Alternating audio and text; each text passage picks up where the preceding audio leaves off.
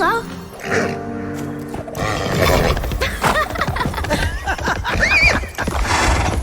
We don't have much time, but just enough to show you a thing or two about these tools.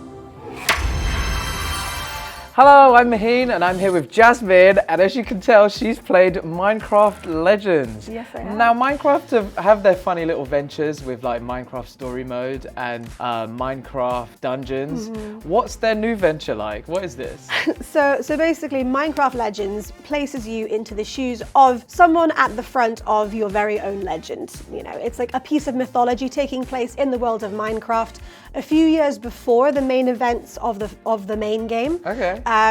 And yeah, it's more of a strategy-based tactics game as opposed to being, you know, the standard building and sandboxy vibe of the original, but it does still have those elements, but this time it's presenting it more through this lens of strategic combat.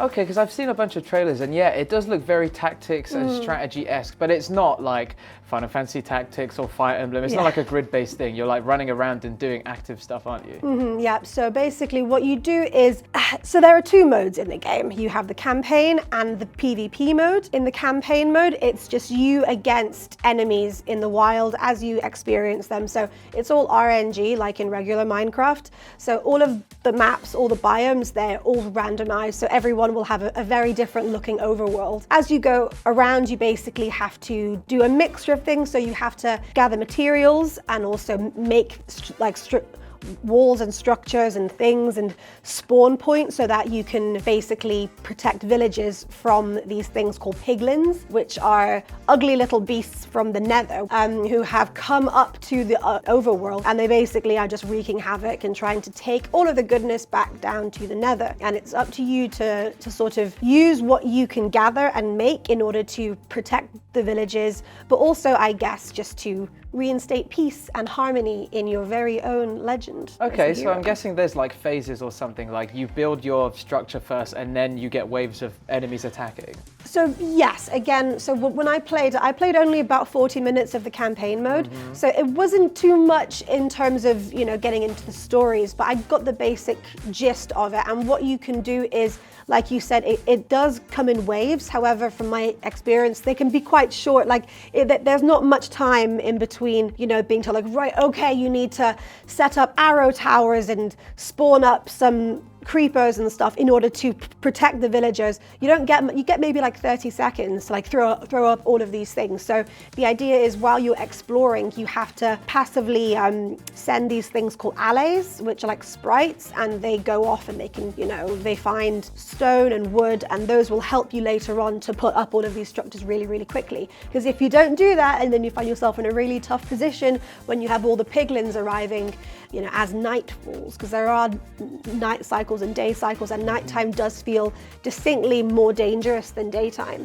Yeah, so is the camera always third person behind your player character? Yeah. Oh, okay, so it's not like a top-down view. No, it's very much third person sort of, like there is a kind of character customization component to it. Like I think there were a grid of characters to choose from, so you can't, you know, alter the hair and the clothes, but they all look very, very different. So you can choose what your hero looks like. This is a question just for me, but I saw in the trailers you get to ride this like purple chubby tiger. Did you see the purple chubby tiger at all? Yes, I did. Yes. So that's one of the cool things about it, and I actually found this out during the PvP mode, but you can ride on various mounts.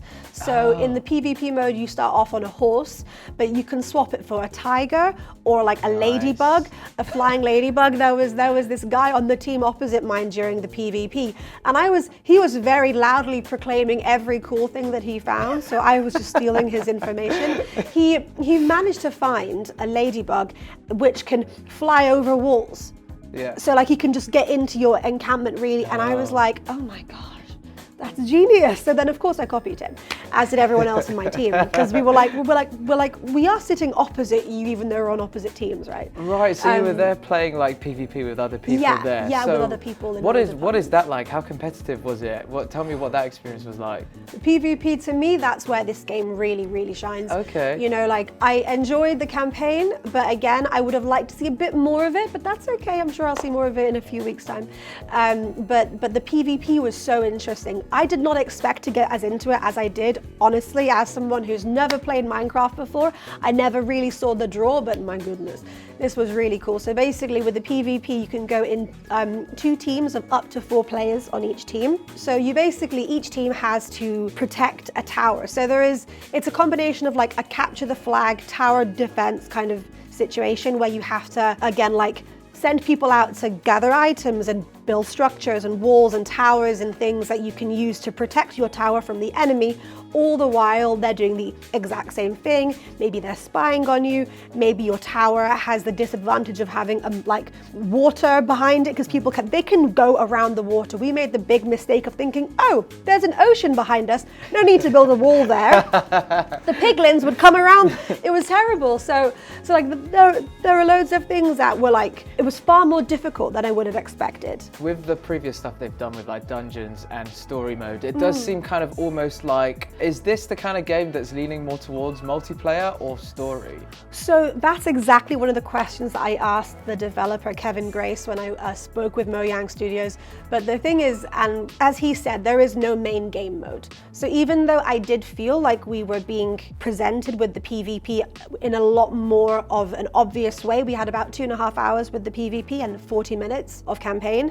So I did feel like that was unequally weighted. However, he did say that there is no main mode and they're not trying to push one or the other. It's really to give us, you know, as much opportunity to play whatever we find the most interesting. So if you are someone that's a big fan of the Minecraft games and you're really interested by the storyline and how this world kind of builds upon the lore of Minecraft and Minecraft dungeons, then you can always take a lot out of the main campaign. But if you're like me and you're like, actually, I kind of want to just load in with some friends and, you know, wreak havoc and see what happens, then the PvP mode I found very accessible, and it's something which, again, like you can just play again and again and again, and because there is the RNG, it means that it's always going to be a bit different, and you spawn in various places. There's of course like piglins, they are still wreaking havoc no matter what, so you now have 2 enemies of the piglins and the enemy team. So while I personally would say that this is leaning heavily into the multiplayer,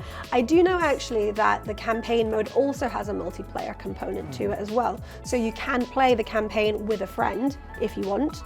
But I feel like Minecraft has always had this idea of, you know, the co-op, but I do feel like they've really nailed it. Like it really does work with strategy. So whilst you were there, did you get any handle of the story? Were you playing any of the story much?